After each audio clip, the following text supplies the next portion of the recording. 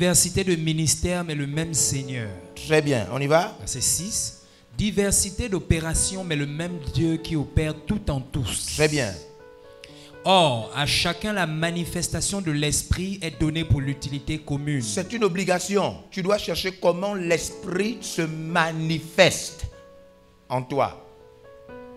Est-ce que vous voyez un peu? Amen. Tu dois trouver ça. Tu dois laisser ça. Tu dois prier, tu dois voir, tu dois observer comment en toi l'Esprit se manifeste. Parce que à chacun, hein? C'est ça. Chacun. Par exemple, quand vous voyez Papa Boulingi, le délégué Boulingi, vous n'allez pas voir qu'il est dans beaucoup de choses, de chant, non. Lui, il est dans la coordination, il est là, tranquille. Amen. Ça veut dire que tu peux être là en train de faire la caméra. Lui, il n'a pas envie de faire la caméra. C'est pas... Quand tu as trouvé comment l'Esprit se manifeste en toi, tu es dedans, tu es calme, tu es dans ta chose. Tu ne forces pas. Oui, tu es dans ta chose. Ouais. Il faut trouver comment l'Esprit se manifeste.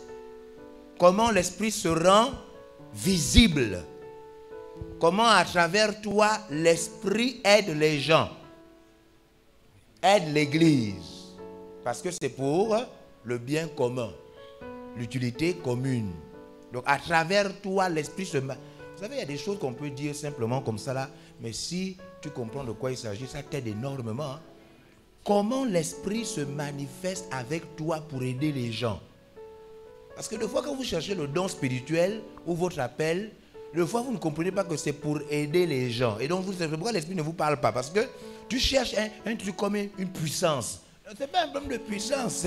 On te parle de la manifestation pour l'utilité commune. Donc, comment avec toi,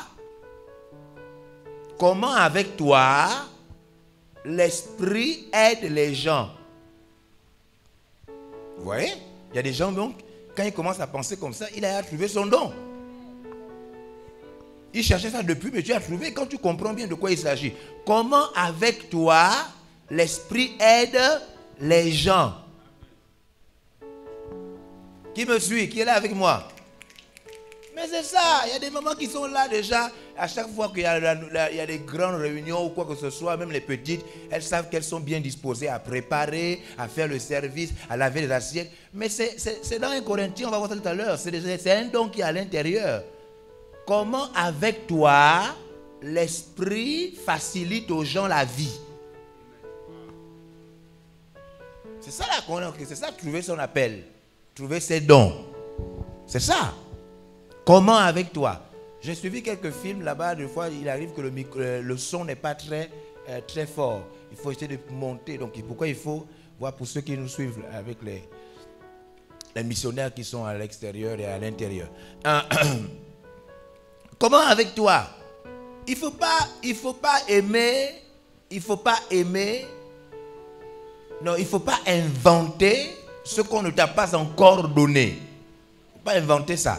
Non, on aspire, il faut aspirer, il faut désirer d'autres dons. Mais il faut d'abord reconnaître ce que tu as déjà. Parce que même pour aller vers les autres dons là, il faut que tu passes par ce que tu as déjà. Hein? C'est pourquoi pour aller en terminale, il faut passer par une classe avant la terminale. C'est ça. Donc avant d'aller chercher les autres dons là, parce qu'il est écrit qu'on doit chercher les autres dons. Mais avant, il faut bien passer par le don que tu as déjà. Vous suivez? C'est clair? Alléluia. Amen. Donc, comment avec toi, l'Esprit facilite? Attention à vos sons là. On n'a pas demandé de mettre les machins, comment on appelle ça? Les aigus, les échos, tout ça. C'est pas ce qu'on a demandé. Donc, comment avec toi, l'Esprit se manifeste pour aider les gens? Non, c'est comme ça qu'il faut chercher. Par là, il faut chercher à reconnaître ces dons. Hein? Qu'est-ce que tu fais souvent et que tu sais souvent faire, dont les gens sont satisfaits? Dont les gens sont satisfaits pour aider les gens. Alléluia. Parce que l'Esprit se manifeste avec chacun. Alléluia. Amen. Verset 27. Verset 27. Oui. Verset 27. Vous avez avec nous vous avez le verset 27 de ce chapitre?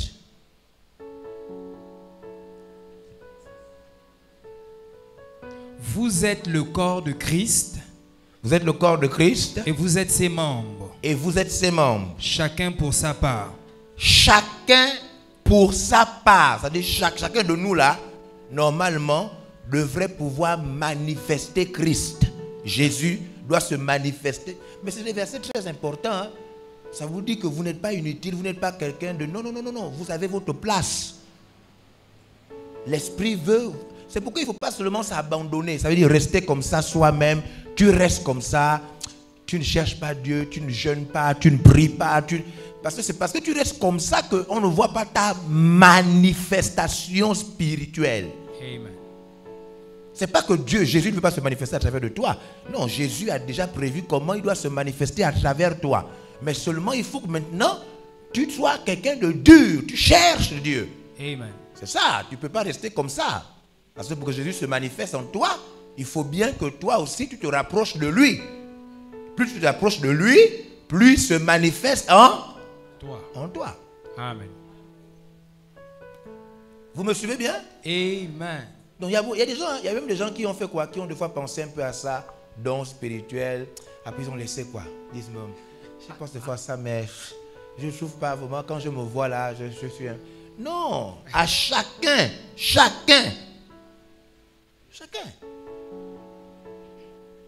Alléluia. Amen. Alors, regardons à partir du verset 28 maintenant. Et Dieu a établi dans l'Église, Oui. premièrement des apôtres, Les apôtres, secondement des prophètes, les prophètes, troisièmement des docteurs, les docteurs. ensuite ceux qui ont le don des miracles. Oui, comment ça se passe? Donc, il peut arriver que tu sois dans ce groupe de personnes-là, hein? Amen. Qui ont le don de miracle. Oui. Puis ceux qui ont les dons de guérir, Puis ceux qui ont les dons de guérir. Oui. de secourir, Le don de venir au secours, d'aider les gens. yeah. Hein? Yeah. Une compassion particulière pour les gens. Hein? Mère Teresa. Yeah. Amen. Venir en aide. Identifier les besoins des gens et trouver des solutions. Rentrer au contact des gens et trouver des solutions pour les gens. C'est pas que tu es riche. Hein? C'est qui a mangé les gâteaux là. C'est pas que tu es riche.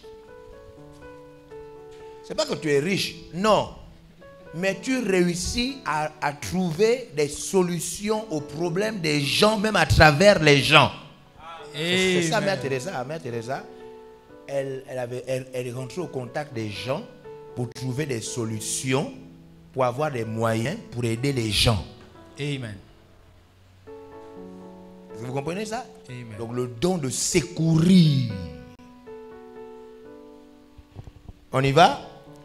De gouverner, de parler diverses langues, De gouverner, donc de diriger, le don de diriger, de planifier, d'organiser les autres. Hein? Amen. C'est des dons. Ce sont des dons.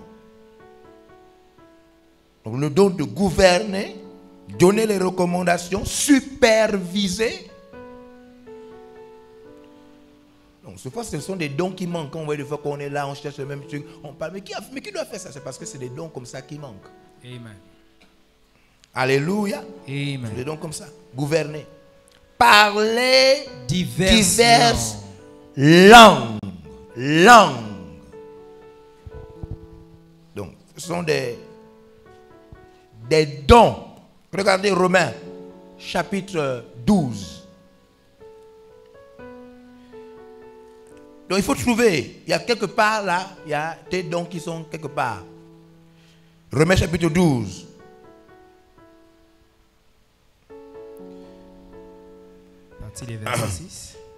À partir du verset 6. Puisque nous avons des dons différents, Puisque nous avons des dons différents, selon la grâce qui nous a été accordée, selon la grâce qui nous a été accordée, Que celui qui a le don de prophétie que celui qui a le don de prophétiser l'exerce selon l'analogie de la foi. l'exerce en étant protégé par ce que la foi chrétienne enseigne.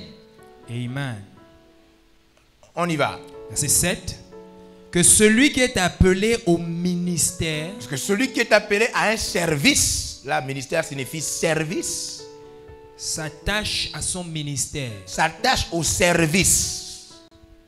Que celui qui enseigne Que celui qui est appelé à l'enseignement, s'attache à son enseignement. ça devienne un bon enseignant, qui devienne encore plus bon.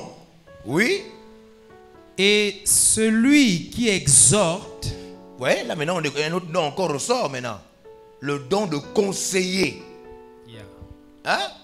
Le don de faire des entretiens. Wow. Le don de faire des entretiens. Hein? Amen. On te sollicite souvent pour des entretiens. Le don de faire des entretiens. What a shock. C'est un don puissant. Hein? Yeah. C'est des dons qui... hein, parce que des fois, la foule, tu ne peux pas la contrôler. Il faut individuellement influencer les gens. Hein? Le don d'exhorter. Yeah. Oui. Et que celui qui exhorte à l'exhortation. Alléluia. On y va. Amen. Que celui qui donne le fasse avec libéralité. Le don de donner. Ça, c'est des dons qu'on cherche. Hein? C'est des dons qui sont presque rares. Même les donneurs sont devenus avares. Les donneurs. La pression de la Non, vie. les donneurs, ça dit que le gars, il te fait d'abord tourner après, avant de te donner. Alors qu'il a le don de donner. Est-ce que moi je fais tourner les gens pour enseigner, pour prêcher, pour envoyer les missionnaires je ne fais pas tourner les gens. Mais il y a des gens, il a le don de libéralité. On dit que celui qui a le don de quoi? Regardez comment le verset s'exprime. Regardez. Que celui qui donne le fasse avec libéralité. Regardez bien. Hein? Il a le don de quoi? De donner. Et il doit donner comment? Avec libéralité. Il doit lâcher. Parce qu'il a ça là, il a ça en main. Il a des choses qu'on veut là. Mais il faut des fois le convaincre pour qu'il donne. Alors qu'il doit donner ça libéralement. Yeah. Avec liberté, librement, vite. Sans coincer les choses. Il y a des gens qui ont d'abord besoin, c'est-à-dire que tu prêches, c'est-à-dire tu ne veux pas jeûner, tu prêches, c'est-à-dire quand tu prêches là, la personne te vient à la fin de la séance pour dire, ça c'était un message. Dieu m'avait souvent demandé de donner ça, mais c'est ça la sorcellerie. La vraie sorcellerie, c'est ça. Tu as le don de donner, Dieu te parle, tu bloques. Il faut d'abord qu'on aille jeûner pour venir te débloquer. Et c'est pas normal. What a shock. Ton don c'est quoi? Tu veux le donner, non? Mais donne avec libéralité. Donne avec libéralité. C'est quoi? Voilà, il y a des gens qui sont là. Ils sont bloqués là. Et quand ton don est bloqué, ta vie est bloquée. Hein? Wow. Oui, quand ton don est bloqué, ta vie est bloquée. Yeah. Tu tournes sur place. Tu cherches des choses. Tu commences maintenant à aller couper l'herbe partout. Tu coupes l'herbe pourquoi? Ton don spirituel est bloqué. Alors tu commences maintenant, tu dis, je ne sais pas, j'ai comme envie de faire salon de coiffure. Non, pas salon de coiffure. J'ai comme envie, ça dit que, vous voyez un peu les choses qu'on vend au niveau du Dubaï. Tu cherches, tu t'envoles, tu cherches Cameroun, Dubaï, grand marché, petit marché. C'est ton don qui t'ennuie. Ton don est bloqué. Amen. Wow. Prêche, papa. Non. Alléluia. Amen. Oui. Verset suivant. Que celui qui préside. Verset 8. Verset 8. Verset 8. Que celui qui préside le fasse avec zèle. Donc il y a des gens qui sont appelés à nous diriger. Il y a des gens qui sont appelés à présider, à nous diriger. Hein? Quand vous voyez il y a des choses qui... On perfectionne son don, on développe, on lit, on médite, on cherche, on étudie, on lit la biographie des gens qui ont eu ton don. C'est comme ça qu'on fait. Amen. Fais des recherches sur Internet, on va en chercher des livres, des personnes qui ont fait ton don.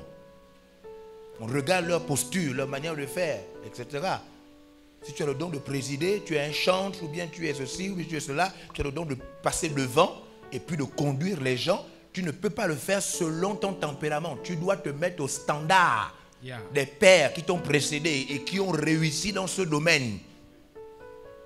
C'est comme ça que ça se fait. Tu dois regarder. Quand il y a des gens, des fois, même des fois, les chantent, des fois, vous regardez seulement, vous appelez seulement le chant. Non, non, il faut regarder à part les pères là qui chantent là. Il faut regarder les postures, il faut regarder la prise de parole, il faut regarder comment ça se fait. Parce que tu ne peux pas seulement apprendre le chant, par exemple, de quelqu'un qui, quand il chante, il lance le micro comme ça. Il lance le micro là-bas, le micro redescend, il tourne comme ça là. Il dit Alléluia, il descend aussi, tombe. Et puis tu veux chanter son chant comme ça. Alléluia, Amen. Et puis tu chantes son chant. Mais non, ce n'est pas la même chose. Non. Lui, il a le don de présider. Et si tu as ce don-là, tu dois imiter les pères qui t'ont donné un exemple dans le domaine là. Amen. C'est pourquoi il dit que celui qui a le don de présider le fasse avec zèle. Et c'est ça le problème des gens. Ils peuvent avoir le don, mais ils ont l'attitude, comme vous savez, du quartier. What a shock. Alors que ce don-là marche avec une attitude. Et c'est pourquoi tu te poses la question, est-ce que tu es vraiment appelé à ça? Tu es vraiment appelé à ça, c'est ton don. Juste que tu ne veux pas suivre tout le processus normal.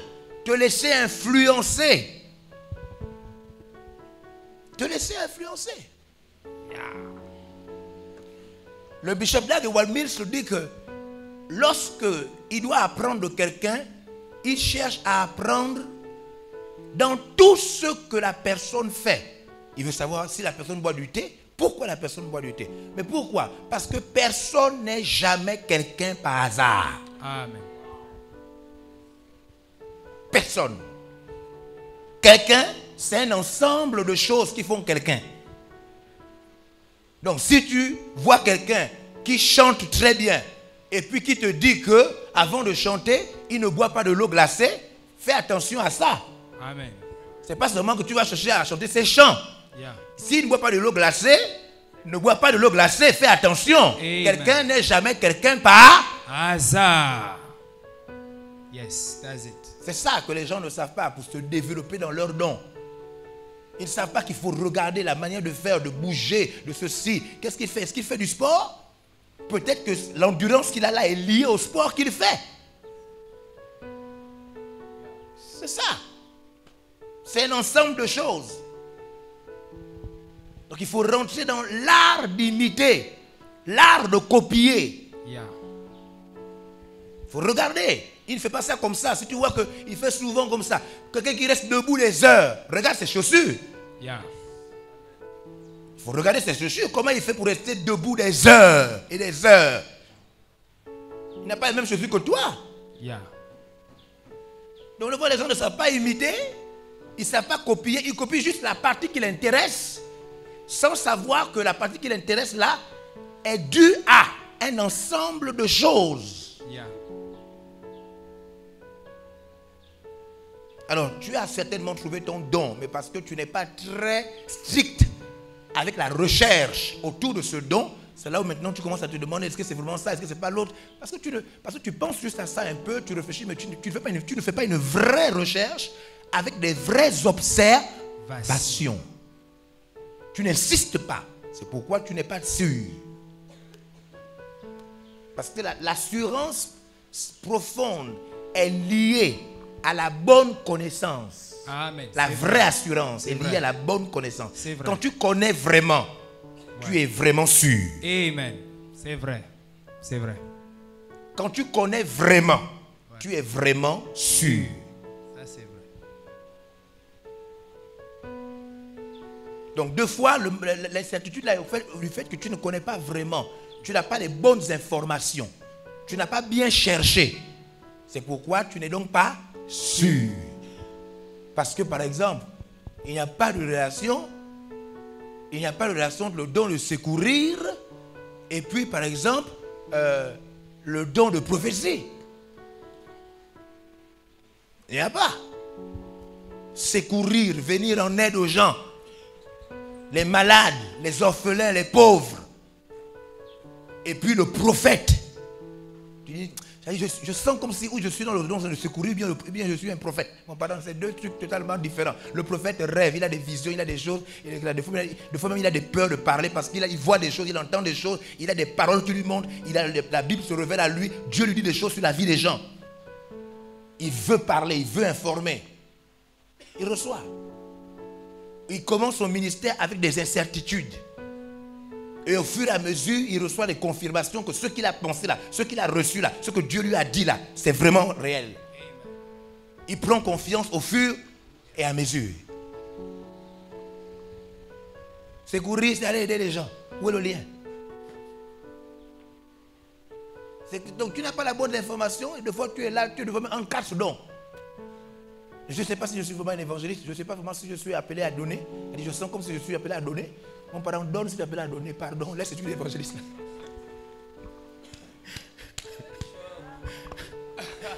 Parce qu'il y a des dons rares. Vous allez rarement avoir quelqu'un qui vous dit qu'il est appelé à donner.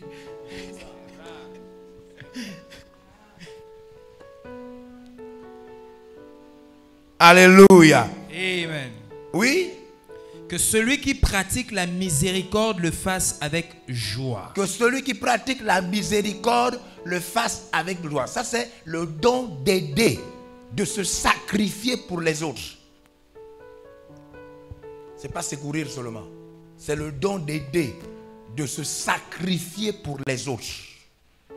Le don de miséricorde. Alléluia. Amen. Ces personnes peuvent loger les personnes, faire subir leur famille, c'est-à-dire leurs enfants, venir en aide aux gens, mettre leur maison au service des personnes démunies. Ils font des sacrifices souvent que toi tu ne peux pas faire. Tu peux faire même aider quelqu'un, mais il reste chez lui. Mais pas quand même que tu donnes tes choses, tu commences à mettre ta maison. Non. C'est-à-dire que tes propres parents même disent que ça c'est plus normal. Ça c'est plus normal, la manière dont... Mais tu es à ça, les gens ont beaucoup de valeur pour toi. Les gens ont beaucoup de valeur pour toi. Alléluia. Humainement parlant, le don de miséricorde, les gens estiment que tu en fais trop et ta famille estime que tu la sacrifies pour des étrangers. Le don de miséricorde. Jésus avait un don, Jésus il avait tous les dons. Il avait le don de miséricorde. En vérité, si ça ne tenait qu'à Marie, elle aurait gardé son enfant tranquille. Regarde, pardon. C'est pourquoi ils ont cru qu'il était fou un moment. Pardon, regarde. C'est bon, arrête maintenant. Parce que Marie, on a dit que l'épée devait rentrer dans son cœur, blesser son cœur. Parce que elle devait voir son fils se subir. Oui? Donc Jésus il avait le don de miséricorde. Il a dit, même sur la croix, Père, pardonne-leur. Ils ne savent pas. Ils ne sont pas vraiment conscients, quoi, Père. Oui, on te fait du mal, on te gifle, on te blesse, on est en train de te tuer, tu dis, Père. Ils ne sont pas... Hein? Étienne, le don de miséricorde.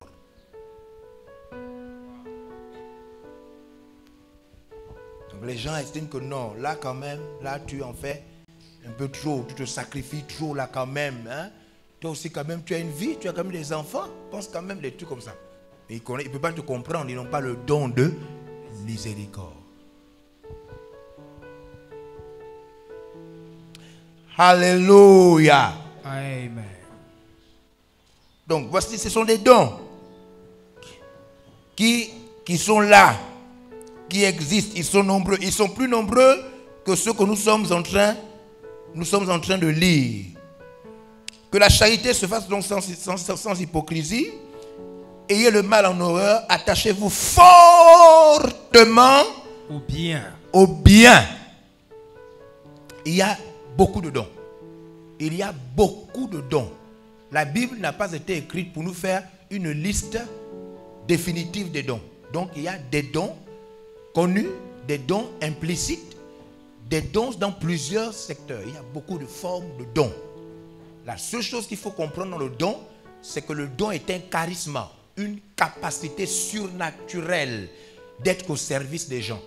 Donc dès que vous avez cette force dans un domaine même que vous ne connaissez pas, qui n'est pas cité, d'aider les gens, on appelle cela un don. Je parle aux chrétiens, je ne parle pas sur le plan naturel, je parle sur le plan spirituel. Pourquoi? Mais parce que dans l'Ancien Testament, vous avez des dons Par exemple, des dons de bagarre dans l'Ancien Testament. C'est ça ou c'est pas ça? C'est ça, c'est ça. On vous cite des personnes dans l'Ancien Testament Ouais. pouvant tuer par la force de l'Esprit de Dieu. Amen. C'est ça, non? C'est vrai. Du matin au soir, du soir au matin, des gens, des milliers de gens. On vous dit que c'est Dieu qui lui a donné ça. Comme dons, capacité, non? C'est ça ou c'est pas ça? C'est ça. Donc les dons, c'est... Hein? On a par exemple guerre contre... Hein? Quel pays là? Je ne sais pas le nom. Si par exemple on rentre en guerre contre tel pays, et puis Dieu te donne le don de te battre. Tu es militaire, tu te tues. On se rend compte que quand tu tues les autres là, tu tues 1000 par jour. Tu es un chrétien. C'est un don de tuer les autres.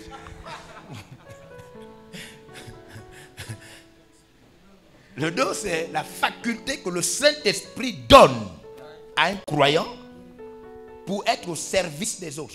Yeah. Donc c'est la présence de l'Ancien Testament qui nous amène à comprendre que les dons sont en diversité. Vous comprenez? Et ils sont plus nombreux que les quelques listes que Paul ressort. Paul n'a pas dit qu'il devait nous donner la liste de tous les dons que le Saint-Esprit est capable. Non, c'est pas ce qu'il a fait. Il a juste cité quelques dons comme ça en passant, mais ça ne veut pas dire qu'il a donné toute la liste. Alléluia. Amen. Alléluia. Amen.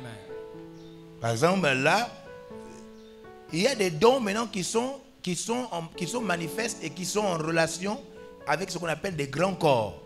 C'est-à-dire que tu as, par exemple, les dons de puissance, les dons d'inspiration. Et dans les dons là, il y a maintenant beaucoup d'autres petits dons. Voilà.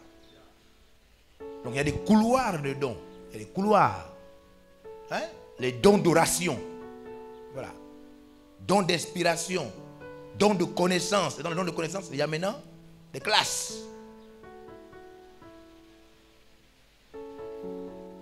Par exemple, les gens s'embrouillent souvent entre la vision, la révélation et la prophétie.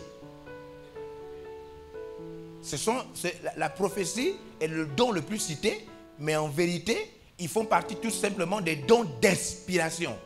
Et dans les dons d'inspiration, vous avez aussi la révélation. Vous avez 1 Corinthiens 14 qui vous le dit, à partir du verset 4 à 5, où Paul vous dit que si je vous parle par tel, et il cite le don de révélation. Si je vous parle par révélation. Et il différencie le don de révélation du don de prophétie. Donc souvent, quand tu as un don de révélation, tu crois que tu es prophète.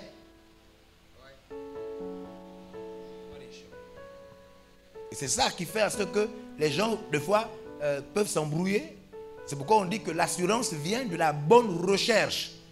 Il faut rechercher, il faut lire, il faut poser des questions. Il faut méditer la Bible. Et il faut lire des livres des personnes qui ont été dans ce domaine, que Dieu a utilisé dans ce domaine. En faisant très attention aussi. Il ne faut pas aller prendre n'importe quoi et n'importe qui. Alléluia. Amen. Donc c'est pourquoi nous parlons de se positionner. Se positionner. Mais attention, il ne faut pas confondre. Nous avons lu ces passages, mais il y a dans la Bible, il faut retenir clairement 1 Corinthiens chapitre 14. Voilà ce qu'il faut retenir. 1 Corinthiens chapitre 14. Il faut d'abord trouver ce que Dieu t'a donné dès le début. Parce que tout homme, tout chrétien a une notice de départ. Quand tu te convertis, dès que tu te convertis, c'est comme un produit. Quand tu te convertis, on met la notice dedans. C'est-à-dire le premier don, d'abord. Dès que l'Esprit rentre en toi, boum, il donne les premiers dons. C'est obligatoire, tu as des dons spirituels. Obligatoire, c'est comme ça. Dès qu'il rentre en toi, il y a le lien entre ton esprit et son esprit déclenche un premier don. Le lien entre le Saint-Esprit et ton esprit, parce qu'il rentre en fusion, déclenche un premier don. Que tu dois savoir que j'ai d'abord ça. Dès que l'Esprit entre en moi, c'est le don là qu'il m'a donné. Ce qu'on appelle la manifestation, le phanérosis. Il m'a donné ça, qui doit se manifester. Maintenant, les autres dons se recherchent. Regardez 1 Corinthiens 14. Verset 12. La Bible dit, de même, vous, puisque vous aspirez aux dons spirituels, que ce soit pour l'édification de l'Église, que vous cherchez à en posséder abondamment. Très important, hein? C'est ça qui embrouille déjà. Quand tu es en train de chercher ton don et dont l'intention n'est pas liée à ta recherche. Dieu ne va pas t'aider dans ce domaine. Tu cherches ça pour faire quoi? Par exemple, il y a des gens qui cherchent leur don parce que lui aussi veut quand même exister. Bon, regarde, on va t'aider à ça. Pourquoi? Est-ce que le don c'est pour exister? Tu existes même sans le don. Donc, pourquoi Paul dit que ce soit pour. Oh non, je vous dis, ce que je suis en train de vous dire là, une chose d'une grande importance. L'intention compte énormément dans le fait de trouver le don et même de le recevoir. L'intention compte énormément. Tu veux ça pourquoi? Le don est des fois comme un enfant à qui les parents ont ouvert un compte en banque. Et tu dis, papa, oui, mais là j'ai combien en banque là-bas? Il dit, tu veux savoir pourquoi? C'est ton compte, mais on peut ne pas encore te dire et te donner les papiers. C'est comme ça que ça se passe avec le don. Vous comprenez? Parce que le don peut être l'objet d'un désordre.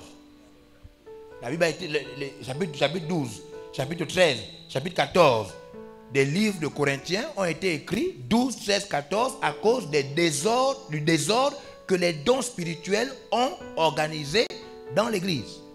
Chapitre 12, 13 et 14 de 1 Corinthiens. C'est pourquoi on peut donc avoir un compte d'un enfant qu'on a ouvert, mais on ne lui dit pas. Il ne donne pas encore les papiers, mais c'est pour lui. Mais c'est les parents qui ont ouvert, donc ce sont eux qui gèrent encore. C'est ça, Galates chapitre 4. Tant que l'enfant, le prince est encore sous tutelle, il est encore un esclave. C'est pour toi, mais tu vas faire quoi avec? Non, j'ai envie de connaître. Pour faire quoi? Donc c'est quand maintenant tu veux aider l'église, c'est ce que Paul dit là. Quand tu veux aider l'église, ce n'est pas un problème de pensée, c'est dans le cœur. Il fouille, Dieu sonde les cœurs et les reins. Hein? Quand tu veux aider l'église, Dieu fouille le cœur. Alors maintenant, je dis oui, c'est à UGB. Voilà, tu tiens les papiers, tu attends à l'intérieur. C'est ce qu'on fait.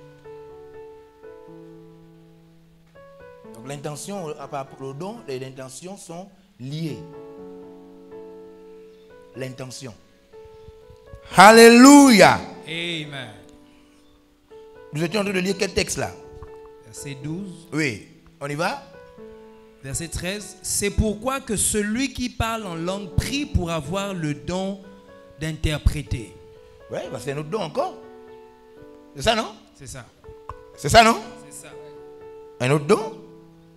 C'est pourquoi que celui qui parle en langue prie pour avoir le don d'interpréter. Donc, voilà encore un autre don. Au fur et à mesure, quand on lit la Bible, on trouve des dons. Et ils ne sont pas, il n'y a pas une liste arrêtée, etc. Mais maintenant, regardez, verset 12. On vous dit que vous cherchez à en posséder comment? Abondamment. Verset 12. En posséder comment? Abondamment. Donc, finalement, on doit avoir combien de dons? Plusieurs.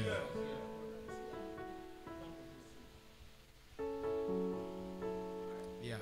Mais en commençant par découvrir le premier. Est-ce que vous comprenez?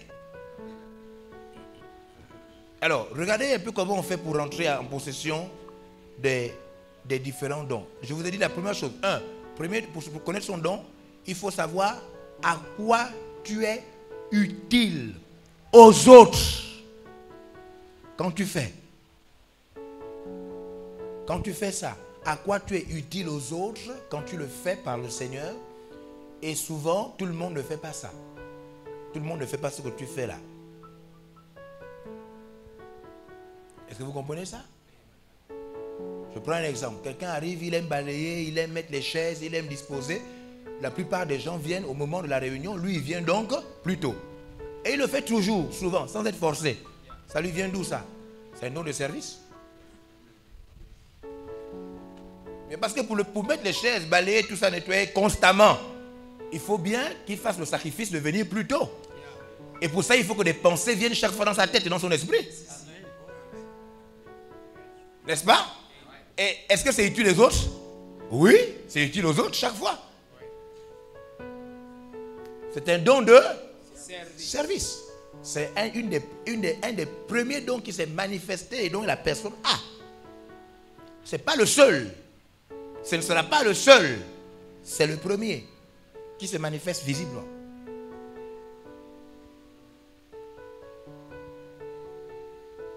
Vous suivez? Hein?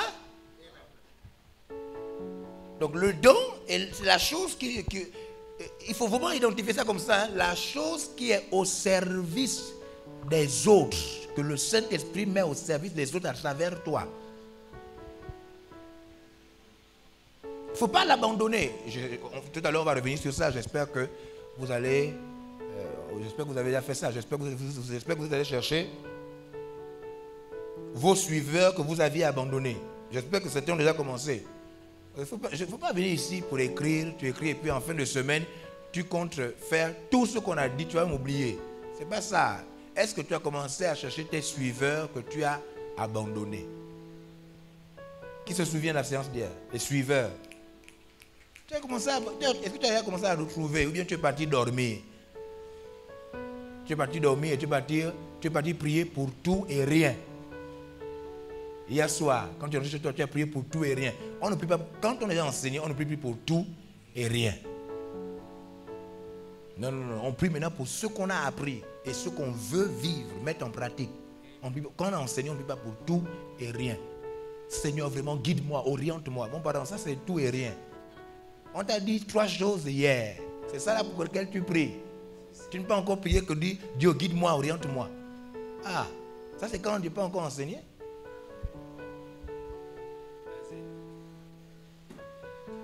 Donc, est-ce que tu as commencé à trouver tes suiveurs, les gens qui te suivaient avant, que tu avais gagné, que toi-même de fois tu as shooté, tu as poussé, tu as renvoyé en disant, vous me suivez comme ça, pourquoi? Est-ce que c'est moi Dieu? C'est pas moi Dieu. Et tu as chassé les gens. Alors que c'était la preuve visible de ton leadership, le premier pas.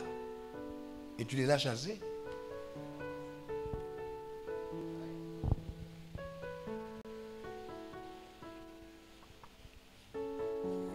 Alléluia.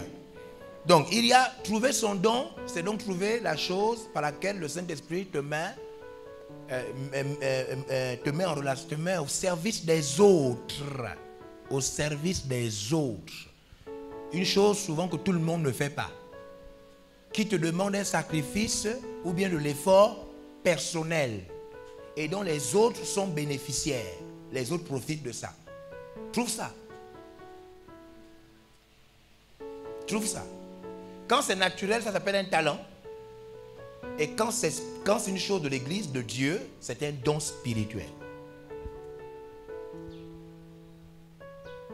Vous avez compris? Il faut écrire ça et puis maintenant aller chercher ça. C'est ce qu'on appelle la méditation. C'est-à-dire quand tu es chez toi maintenant, tu commences à chercher, à méditer, à réfléchir, à prier, à regarder. C'est ça. Il ne faut pas rester comme ça. Il faut trouver. C'est très important de trouver ça. Très important.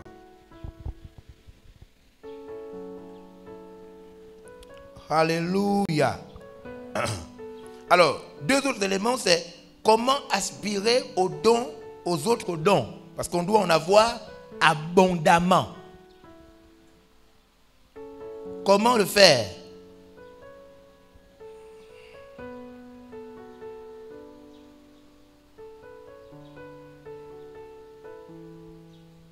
Alors, le premier élément se trouve dans le verset 1. Pour avoir beaucoup d'autres dons. Verset 1. On dit? Recherchez la charité. Oui. Aspirez aussi aux dons spirituels, mais surtout à celui de prophétie. Alléluia. Alors, on dit ceci. Pour avoir les dons, pour avoir beaucoup d'autres dons, comme on a vu au verset 12 là-bas, on vous dit, première chose, il faut remplir votre cœur d'amour pour les autres. Parce que le don, c'est en réalité une capacité qu'on te donne pour... Voilà. Donc, s'il n'y a pas l'amour plein dans ton cœur pour les autres, il n'y a pas d'utilité à te donner. Comment vous me suivez?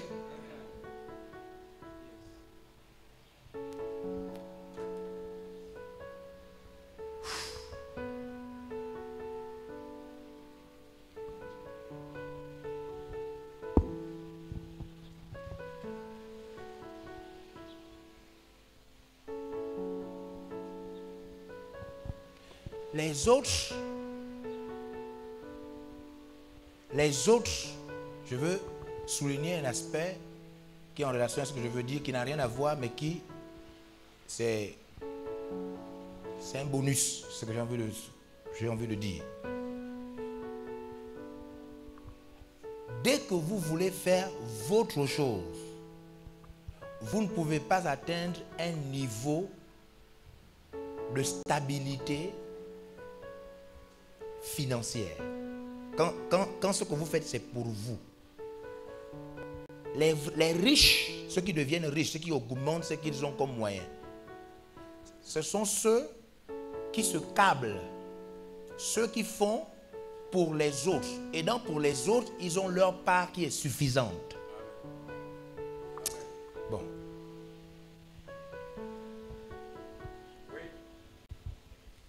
Donc pour toi, il n'y a pas pour les autres. Mais pour les autres, il y a toujours un peu pour toi. Donc dès que ta vie cherche, dès que tu étudies, dès que tu travailles dans un domaine où ça revient à toi, c'est-à-dire le salaire est pour toi, le secteur là, c'est un secteur qu'on travaille pour soi-même, tu ne connaîtras pas un niveau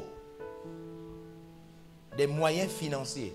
Les grands moyens financiers ne sont donnés que lorsque cela implique beaucoup de gens. Même sur le plan sociétal, sur le plan économique, sur le plan d'entreprise, les grands budgets sont dégagés pour des grandes choses et les grandes choses appartiennent à beaucoup de gens. Mais dès que personne ne peut vous donner 100 millions pour vous, ce n'est pas possible. On peut vous donner 100 millions pour un projet important qui implique la société. Oui. C'est une loi spirituelle. Les autres pèsent plus que toi. C'est vraiment, c'est pourquoi vous m'avez prendre le souffle, parce que c'est quelque chose qui n'a rien à voir avec. Mais puisque je touchais dans ces aspects-là, c'est un principe, c'est un secret pour avoir les moyens. C'est un secret pour avoir des moyens. Si tu te bats pour toi, tu n'auras jamais beaucoup d'argent. Tu te bats pour quelque chose qui implique beaucoup de gens, tu auras d'argent. C'est un secret. Donc il faut faire attention à ne pas investir sa vie. C'est-à-dire si tu veux prospérer, il faut faire attention à ne pas investir ta vie avec les yeux fixés sur tes besoins, mais plutôt sur le besoin des autres. Il faut te perfectionner à trouver des moyens et des stratégies de combler les besoins des autres. Parce que dès que tu t'impliques dans les besoins des autres, tu vas avoir les moyens pour les autres. Et dans les moyens des autres, il y a tes besoins qui sont comblés. C'est un secret. C'est pourquoi vous voyez les Bill Gates font des recherches, trouvent des choses, et puis ça sert aux autres. Mais en vérité, dans les autres, là, lui-même, il est. C'est comme ça même qu'on fait le ministère qui va loin. C'est comme ça qu'on fait le ministère qui va loin. Ce n'est pas pour toi, ce n'est pas pour faire ce que tu veux faire, c'est pour les autres. Tu dois déjà, parce que c'est deux catégories. Il y a la catégorie toi et la catégorie les autres. Tu dois mettre une croix sur toi et puis te focaliser vers les autres. Tout faire pour les autres, et dans les autres, là, il y a pour toi. Mais dans pour toi, il n'y a pas pour les autres. Et personne ne donnera assez pour toi, même pas Dieu.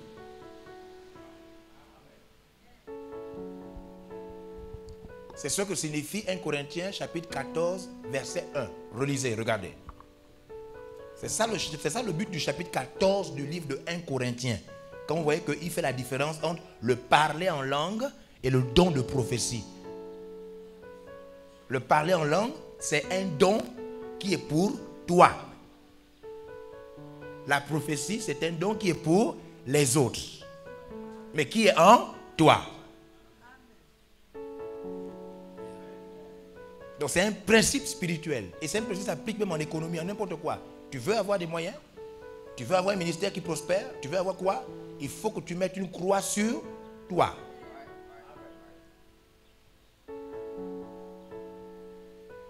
C'est comme ça que tu apprendras à gérer les finances, à ne pas les penser n'importe comment. Parce que dès que tu mets une croix sur toi, tu feras une différence entre de l'argent qui sert à acheter des chaises pour tout le monde et puis de l'argent qui sert à acheter ton lit. Tu ne vas pas détourner. Et c'est ça le problème. Des fois, tes pensées sont déjà sur toi. Tu as déjà donc mis l'accent sur la croix sur les autres et tu cherches à te faire réussir toi et tu vas tourner sur place pendant longtemps. Parce que ce que Dieu ne peut te donner à toi, c'est seulement ce dont tu as besoin le jour pour manger.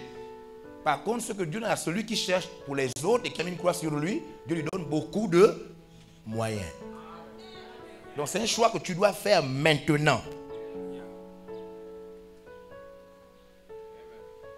C'est un choix que tu dois faire maintenant. C'est pourquoi vous entendez souvent que nous soulignons des choses comme mais si on envoie quelqu'un au Sénégal, est-ce que les Sénégalais sont mes parents? Est-ce que c'est parce qu'on a déjà choisi tout ce qu'on fait là? C'est parce qu'on a choisi les autres d'abord. Et dans les autres là, on a été intelligent de comprendre par révélation que dans les autres, il y a pour nous. C'est un niveau d'intelligence, c'est-à-dire que tu cernes. Mais donc pour toi, il n'y a pas pour les autres. Il n'y a jamais une grâce pour toi qui est abondante. Ça n'existe pas. Même sur le plan naturel, ça n'existe pas. Il n'y a pas de grâce abondante pour quelqu'un. Ça n'existe pas. Même les riches que vous voyez là, ils ont mis au service des gens des choses qui leur rendent riches. Ça n'existe pas quelque chose pour toi qui te rend riche pour toi. Un salaire qui va te rendre, ça n'existe pas. On met des choses, des maisons en location pour les gens et puis ça te revient à toi. Mais attention, tu dois les entretenir toujours les maisons en location là. Voilà. Donc c'est au service des autres, plein, mais après ça te revient à toi. Donc pour les autres, il y a pour toi et beaucoup pour toi. Mais donc pour toi, il n'y a pas pour les autres. Ça c'est un principe très important que même pour la vie, ça c'est pourquoi moi je prends le souffle tout à l'heure pour dire est-ce que je touche ça ou bien je ne touche pas. C'est un principe, c'est ça qu'on fonctionne. C'est ça qui nous différencie de beaucoup de gens. C'est un des secrets forts qui nous différencie de tous. On peut faire une chose, si je fais seulement ça, c'est pour moi, mais si je fais ça, je perds d'abord, mais après je gagne. C'est comme ça qu'on fonctionne. Maintenant, c'est un problème de choix. C'est pourquoi je dis qu'il y a deux catégories. C'est un peu comme des dessins. Une seule personne ici, plusieurs personnes là. Donc tu dois savoir, tu fais quel choix. Tu dois mettre la croix quelque part. Et deux fois, sans t'en rendre compte, tu as déjà mis la croix sur les autres sans t'en rendre compte. C'est pourquoi tu cherches ce que tu vas manger demain, ce que tu vas faire demain, ta voiture demain, ta maison, ton truc. Donc tu as mis la croix sur les autres et tes pensées, sans même que tu le saches, sont fixées vers toi. Mais sans que tu le saches. Et ça n'existe pas. Il faut bien que vous compreniez que ça n'existe pas. Une grâce abondante pour toi, ça n'existe pas. Nulle part ça n'existe. La bénédiction d'Abraham était en relation avec les familles de la terre. Moïse devait délivrer les autres. C'est ce qui a fait de lui Moïse. Donc les grandes choses sont pour les autres, mais à travers toi. Ta part est à l'intérieur. Mais tu te sacrifies pour les autres. C'est ça, fondamentalement, le principe de l'investissement. Investir, c'est ça. Donc, quand vous voyez le Gabon est là comme ça, là, les gens ont des milliards, ils n'investissent pas pour le pays là. Ça rend l'homme animal. C'est-à-dire, ce sont des sous-hommes. Milliardaires, sans arranger le pays, la personne c'est un sous-homme. C'est une grande honte devant les Occidentaux. Quand ils te voient milliardaire avec des pays pauvres comme ça, ils ont un mépris très profond. Les Occidentaux là, nous méprisent à un niveau, vous ne pouvez pas imaginer. Pour eux, nous sommes des animaux noirs. Oui, oui. Non, je vous dis la vérité. Je vous dis, c'est un grand mépris. Quand vous avez compris ce principe, parce qu'en vérité, regardez, vous ne pouvez dormir que sur un seul lit. Même quand vous partez aux toilettes, vous n'avez pas besoin de 4 toilettes pour vous asseoir. Donc, ils nous trouvent très stupides d'avoir autant d'argent dont notre corps n'a pas besoin. C'est très stupide pour eux. Je vous dis, c'est un mépris très... Les Occidentaux nous méprisent à un niveau grave. Hein? Dès que tu es seulement africain, Pourquoi vous voyez les gens là comme ça, là, un pays cassé, mais ils sont milliardaires. Ils sont milliardaires, ils ont de l'argent, un pays cassé. Ils ont suffisamment d'argent à un point où l'argent là a une quantité plus élevée que leur espérance de vie. Au point où quand ils meurent, ils laissent des milliards. La haute stupidité, ça veut dire l'esprit bête. C'est comme ça que les Occidentaux, je vous dis, je senti ça en Amérique du Nord, quand j'ai vu la manière dont les Occidentaux conçoivent l'Africain. J'ai eu peur. J'ai dit, waouh, c'est grave. Vous ne pouvez dormir que sur un seul lit. Pourquoi vous avez 40 lits? Pourquoi?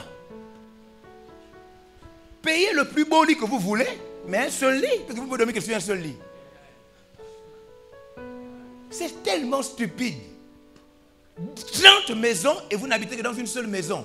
Les autres maisons, vous mettez seulement des gardiens pour tenir ça. C'est de la stupidité. Et c'est ça les personnalités africaines. C'est ça, comme ça que l'Afrique fonctionne. Donc on sacrifie les autres et on se met soi-même devant.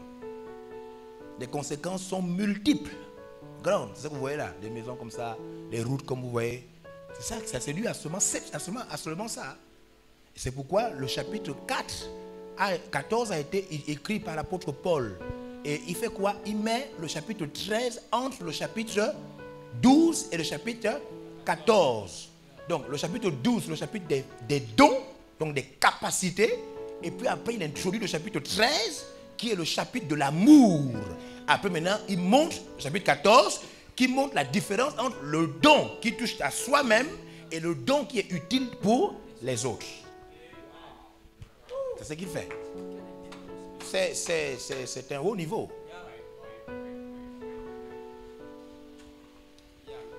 C'est un haut niveau. Parce que dès que le chapitre 12 est arrivé, dès que les chrétiens ont découvert qu'ils ont des capacités, chacun a voulu prendre sa capacité pour lui-même. Alors il a écrit le chapitre 13 pour dire non. Le Saint-Esprit a dit non. C'est pour les autres. La faculté qu'on te donne, c'est pour les autres, pas pour toi.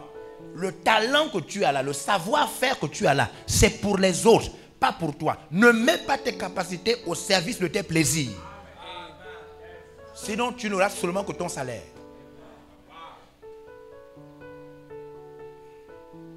C'est comme ça que les chefs d'entreprise, les directeurs et toutes ces personnes-là contrôlent les employés. Tous ceux qui travaillent. Il y a un qui est chef et puis il y a ceux qui travaillent dans une société.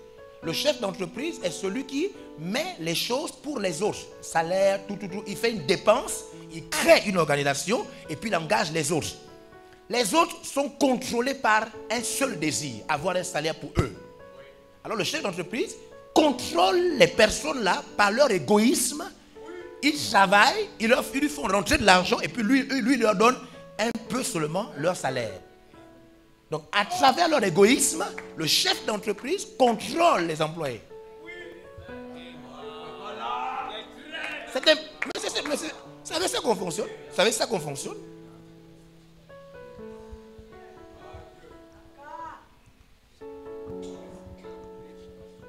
Vous savez ça qu'on fonctionne? C'est comme ça qu'on fait pour avoir des moyens.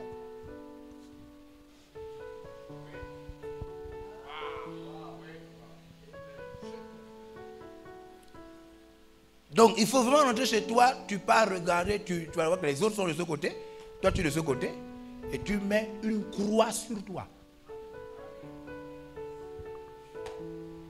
Mets une croix sur toi. Si tu ne mets pas une croix sur toi, il y a un niveau financier que tu n'atteindras jamais.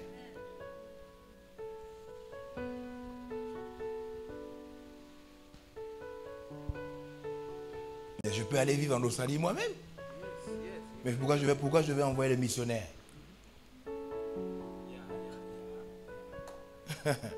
On va suivre ça. Non, non, vous êtes allé au Canada? Vous êtes allé au Canada? Pourquoi moi je ne peux pas vivre au Canada? Pourquoi j'envoie les missionnaires? Quelque chose, il y a un secret dedans.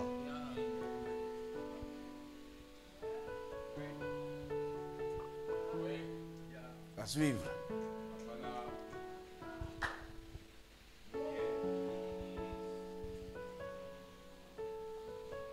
Donc c'est ça le but de ces chapitres.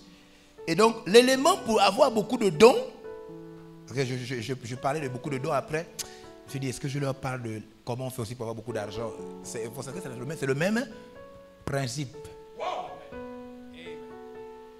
Premier élément, l'amour pour les autres. Deuxième élément, aspirer, donc désirer vivement. Donc attention, d'abord l'amour pour.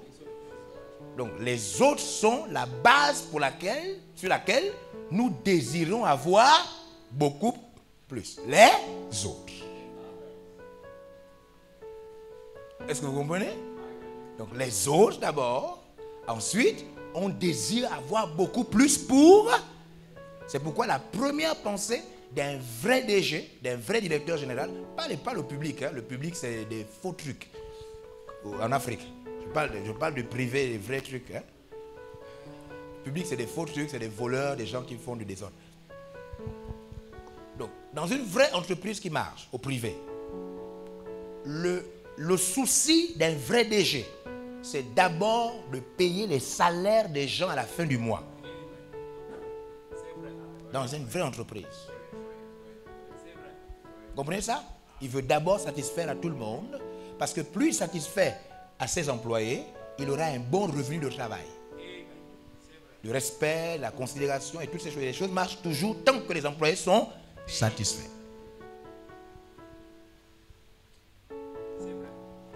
Est-ce que vous comprenez un peu? L'une des raisons pour lesquelles les banques, vous allez voir que les banques souvent se dotent de certaines infrastructures d'une qualité d'un matériel en termes de qualité dans le luxe. N'est-ce pas? Ce qu'on appelle les conditions de travail. Parce que vous ne pouvez pas gérer beaucoup d'argent à un endroit et puis les gens travaillent dans des mauvaises conditions. Ils vont voler cet art. C'est pourquoi on met un minimum. Dans les ministères qui sont censés gérer, n'est-ce pas, des richesses, il y a des primes secondaires. Bon, dans les vrais trucs, hein. Au Gabon, il y avait ça, mais un peu. Au Gabon, les gens fument le chanvre, ils font le crime rituel, et puis ils changent. Hein. Mais sinon, dans les ministères où les gens gèrent des ressources, les conditions de travail, est-ce que vous comprenez? Voilà. Doivent être de qualité. Sinon, ils vont virer. Est-ce que vous comprenez comment ça se passe? Donc ce sont des principes qui sont très importants. Donc le DG, en entreprise réelle, un vrai leader, il va donc veiller à ce que les employés soient dans de bonnes conditions et rentrent en possession de leur salaire. Ce qui va créer une incidence, une conséquence directe. Ils vont être efficients. Ils vont bien travailler. Et plus ils travaillent bien parce qu'ils ont été bien entretenus, cela fait rentrer beaucoup plus d'argent. Dans l'argent qui rentre, il y a 3 catégories en termes de finances. Il y a la part qui est le budget de fonctionnement qui rentre, qui revient. Il y a ce qui permet de payer les employés. Et puis il y a le butin du chef. C'est comme ça que ça fonctionne. C'est ça que l'apôtre Paul écrit quand il écrit les 3 chapitres. Donc il dit, aimer les autres. Ensuite, aspirer. Regardez, lisez le verset. Regardez. Rechercher la charité. Oui. Aspirer aussi au don spirituel. Regardez. Mais surtout à celui de prophétie. Donc celui de prophétie, cela signifie celui dont les autres comprennent. Ce qui peut aider les autres. Parce que le parler en langue, lui, c'est seulement pour vous. Il vous édifie seulement. Par contre, la prophétie édifie Les autres. Donc dans les dons qu'il faut rechercher, même si vous vous retrouvez avec un don personnel, attention, recherchez plutôt les dons qui édifient les autres. Parce que ce sont les dons qui édifient les autres que vous serez enrichis. Les dons qui donnent aux autres. Mais il y a des frères qui sont en ce moment au Ghana, qui sont partis, c'est moi qui les ai fait partie, mais tout, l'autre fait partie, non? Les dons ou les autres. Hein? Il n'a jamais quitté, depuis qu'il est né, même il allait mourir sans quitter le Gabon. Regarde, c'est toi qui le fais quitter le Gabon. Le don qui fait pour les autres. Et donc il fait pour les autres. Attends, je fais des mariages gratuits, pourquoi? Il faut comprendre, c'est comme ça, c'est fait exprès. Même si j'ai une révélation, je n'ai jamais de révélation pour moi. Ça n'existe pas. Parce que j'ai déjà mis la croix sur moi. Donc Dieu quand il me parle jamais de, tu sais, tu peux t'acheter un truc, non, ça jamais. Ça n'existe pas. Quand je ferme les yeux, je prie, les choses qui ont dans ma tête, c'est toujours en relation avec les autres. Parce que j'ai déjà mis une croix sur le principe personnel. Et c'est ça, pourquoi il dit, attention, surtout, celui de prophétie. Verset suivant. Verset 2. En effet, celui qui parle en langue ne parle pas aux hommes, voilà, mais à Dieu, car personne ne le comprend. Et c'est en esprit qu'il dit des mystères. On y va? Celui qui prophétise au contraire parle aux hommes, oui, les édifie, les exhorte, les console. Waouh! Verset 4.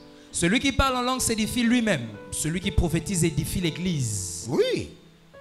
Vous voyez ça? Yeah. Celui qui prophétise édifie qui? L'église. Celui qui parle en langue parle à qui? Lui-même. Qui comprend ça? Oh, mais là, je peux vous rassurer, je ne sais pas s'il y a quelqu'un qui est dans les affaires ici, mais je peux vous rassurer, ou en entreprise, ça c'est le secret de prospérité.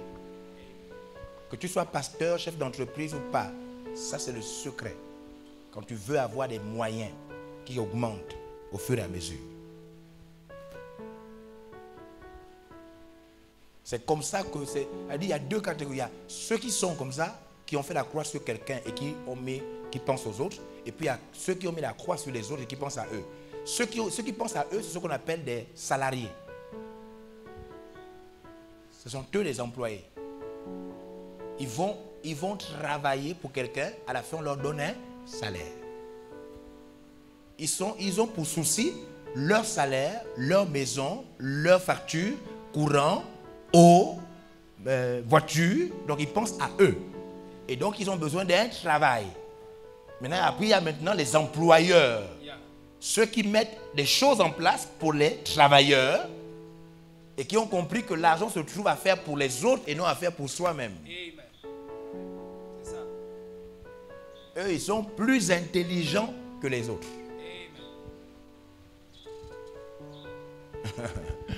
Qui comprend?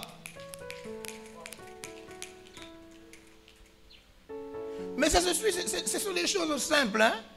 Tu as 10 000 francs, tu as la possibilité d'aller t'asseoir quelque part, prendre un café, des croissants, etc.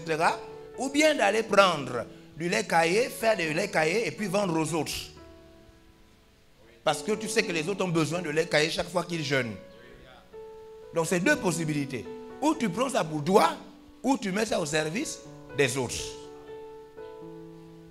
Si tu prends pour toi, c'est seulement pour quelques minutes, après c'est fini. Si tu mets au service des autres, ça rentre, ça sort. Ça rentre, ça sort, comme quelqu'un a chanté au Cameroun. Il n'a pas choisi la bon sens, hein?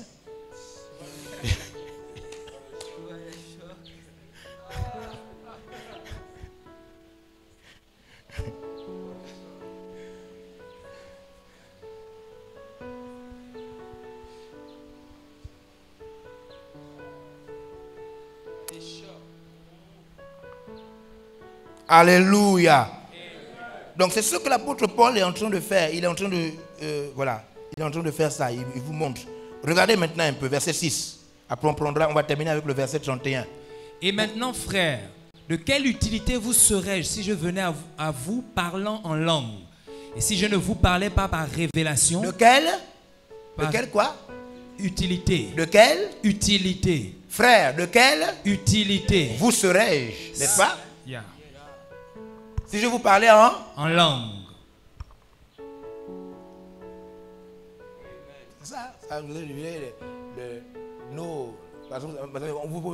savez, on peut prêcher la Bible là, mais il y a des secrets. Pas tout ça là, pas la Bible qu'on prêche là, il y a aussi des secrets, sinon on ne serait pas ici devant.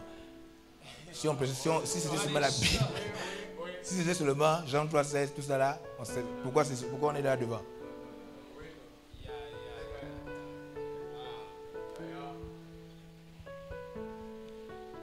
Alléluia. Verset 31. Verset 31. Car vous pouvez tous prophétiser successivement. Non, chapitre 12, verset 31. C'est ça? 1 Corinthiens 12, 31. Oui, oui. C'est ça? On est où là? Aspirer aux dons. C'est ça? Aspirer aux dons les meilleurs. Aspirer aux dons quoi? Les meilleurs. Aspirer aux dons quoi? Les meilleurs. Donc, dans les dons, il y a deux catégories. C'est comme le travail, il y a deux formes. Yeah. Ou tu es l'employé, ou tu es l'employeur. C'est ça. Il n'y a que deux raisons qui permettent à quelqu'un de rester employé. Hein. Le fait d'être employé ne repose que sur deux choses. Première chose, la peur. Deuxième chose, l'égoïsme personnel. Oui. C'est sur les deux éléments-là que jouent les employeurs. Les employeurs savent que 99% des personnes ont peur de prendre le risque de faire pour les autres. Et ensuite, tout homme est contrôlé par son égoïsme personnel. Donc, c'est sur ces bases qu'on devient directeur général.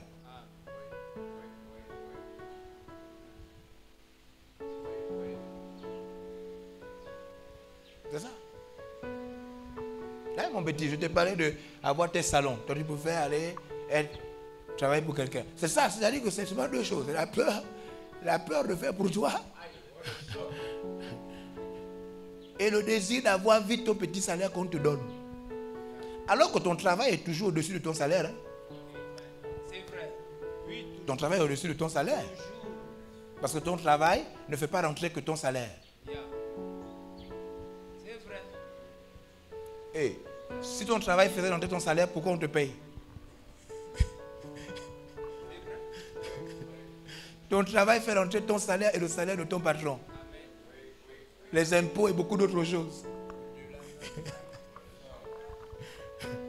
Et c'est dans tout ce que tu fais rentrer là qu'on enlève une partie qu'on appelle ton salaire.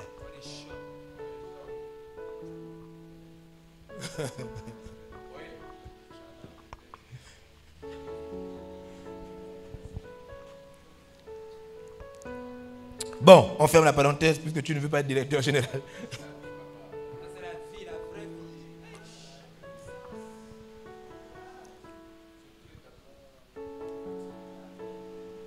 Alléluia. Amen. Donc, la deuxième chose, donc la première chose c'est quoi? Reconnaître le don que tu as, la capacité que tu as d'aider les autres. Ah, c'est quand tu veux reconnaître ton don. Maintenant, comment faire pour avoir beaucoup de dons? Un, les autres, aimer les autres. Deuxième chose, aspirer. Désirer avoir beaucoup pour les autres. Et puis la troisième chose, je trouve à partir du verset 13. 1 Corinthiens, chapitre 12, verset 13. 1 Corinthiens 12, 13. La Bible dit, nous avons tous en effet été baptisés dans un seul esprit. Non, c'est pas, c'est 14, autant pour moi. On était sur le chapitre 14, verset 12. Chapitre 14, verset 12. On a dit, posséder en abondamment, verset 13. C'est pourquoi, celui qui parle en langue. Verset 13. Verset 13. C'est pourquoi que celui qui parle en langue prie pour avoir le don d'interpréter. Comment fait-il pour avoir un autre don qu'on appelle le don d'interpréter? Prie. Voilà. Ce sont les trois éléments. Aimer les autres, aspirer, désirer vivement en posséder plus et ensuite se mettre à Prier. Prier. C'est les 3 éléments qu'il faut pour ajouter les dons dans sa vie. Pour ajouter les dons. Attention, quand on dit aspirer là, le deuxième élément, quand on dit aspirer là, on dit aimer les autres, aspirer et prier. Aspirer là signifie lire, chercher, fouiller, regarder. Ouais. Ça, aspirer. Quand on dit que tu veux vivement une chose, hein? Quand on dit que lui, vivement, il désire vivement telle chose. Yeah. Désirer vivement là te pousse à faire beaucoup de choses. Si. Donc le deuxième élément là, c'est là où on trouve lire, chercher, fouiller, regarder des films, regarder la biographie des gens qui ont eu le domaine. Voilà, c'est ça, aspirer. Amen. Dans le domaine, aspirer signifie beaucoup de choses. Après, maintenant, on prie. Prier là, c'est prier avec jeûne, prier ceci, veille de prière, insister dans la prière. Prier là, c'est prier dans tous les sens. C'est comme ça qu'on ajoute par les 3 éléments des dons, même que tu n'avais pas. Amen. Dans ta vie. Amen. On a compris? Amen. Donc vous avez vu que ça, là je suis au fond seulement revenu, on va faire une pause. Je suis au fond revenu seulement sur l'élément d'hier. Se positionner, parce qu'on a touché juste, mais en vérité c'est tout un... C'est profond. Voilà. Se positionner afin de comprendre les différents dons, comment on les a et ensuite comment on les reconnaît et surtout comment on en ajoute. Les 3 éléments, comment on en ajoute pour avoir beaucoup. En sachant qu'il y a le verset 31, les dons les meilleurs. Meilleurs signifie ceux qui aident plus les autres. Parce qu'il y a 2 catégories de dons. Ceux qui t'aident toi et ceux qui aident les autres. Dans le don que tu as, il n'y a jamais d'argent dedans, hein, même sur le plan spirituel. Le don qui t'aide toi, il n'y a pas d'argent dedans. Hein? Oh. Vous ne connaissez pas des ministères des prophètes dans le monde? Des pasteurs prophètes, des gens prophètes, des hommes de Dieu prophètes? Hein? Vous connaissez leur ministère, non? Comme ils prospèrent, non? Vous connaissez un seul frère chrétien qui a le don de parler en langue, qui a un grand ministère en parlant en langue? Ça n'existe pas. Dans les dons même personnels, il n'y a même pas d'argent dedans aussi. Hein? Qui a été recherché déjà pour son parler en langue? Où les gens te cherchent, on veut avoir ton adresse pour te parler en langue. Jamais. Il n'y a même pas d'argent dedans. C'est bien pour toi, non?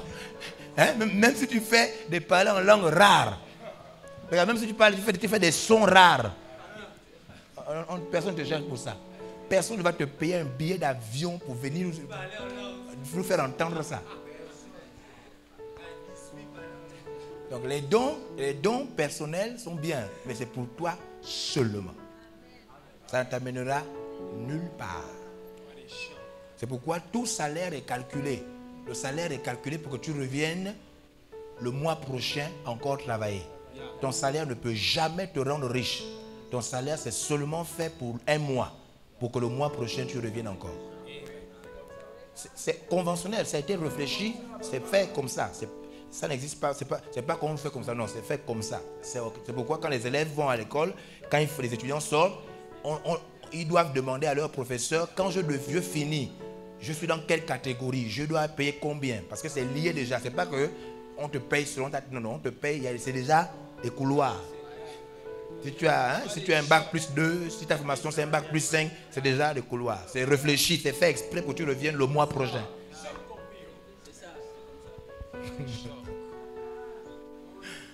Il faut quitter de ça, il faut continuer sur le contrôle, il faut quitter. Il faut sortir de ça. Il y a des gens très intelligents qui gèrent le monde. Amen. Je deviens intelligent au nom de Jésus. Très intelligent. Amen. C'est fait exprès. Le dollar, le ceci, le cela, tout ça, les devises là. Tout ça c'est fait exprès. Non, c'est fait exprès. La domination. Avant c'était quoi? Le franc français, non? Yeah. Ils ont fait quoi? L'euro? Ouais. Ils ont changé parce qu'ils sont devenus puissants. Et puis, ils ont fait exprès. Dès que toi tu veux changer le franc CFA, ils disent non, vous ne changez pas. C'est fait exprès. Hey! C'est fait exprès. C'est pourquoi on va toucher ça, la différence entre réussir et être un leader. le leadership et réussir sont deux choses. Il faut être leader, pas réussir. Amen.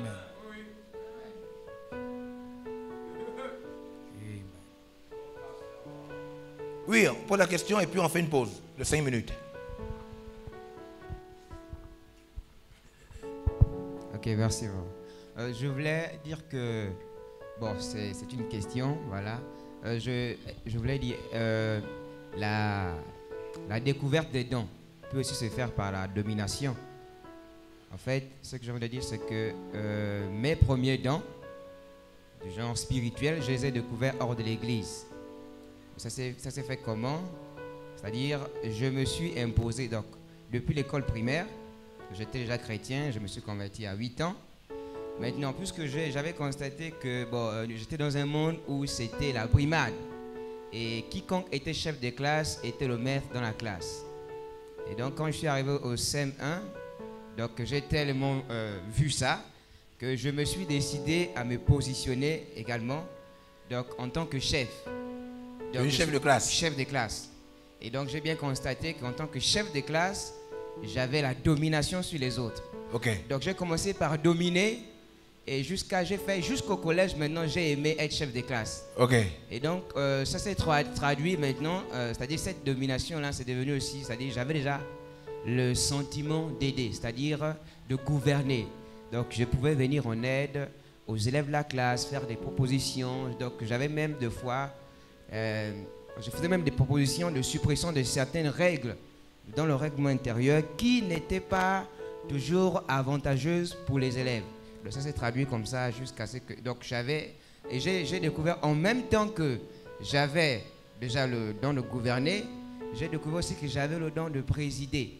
C'était toujours hors de l'église. C'est-à-dire j'ai exercé dans l'église, mais je ne savais pas, je ne connaissais pas encore l'étude de don spirituel parce que je n'étais pas encore très mature. C'est maintenant un peu plus tard au lycée que j'ai découvert, voilà. Donc, voilà un peu. Et ensuite, au fur et à mesure, j'ai découvert aussi tous les autres dons. Alors, quel est le lien que tu fais entre le temps et puis ça? Entre le... Tu as dit que dans la domination par le temps. Non, la découverte des dons par la domination. Des dons. Oui. Donc, ça a été premièrement pour moi, c'est-à-dire l'intention première était de dominer. D'accord, très bien. Maintenant, par la suite, je me suis rendu compte que, hormis le fait de dominer, de me positionner, j'ai compris que maintenant, c'était pour moi un fardeau jusqu'à ce que, voilà, j'ai pu récupérer la coopérative, ainsi de suite, jusqu'à ce que, voilà, c'est un peu ça. Très bien. Ok. Merci. Ok, on fait une pause de 5 minutes. Merci. Une pause de 5 minutes et on reprend. Merci.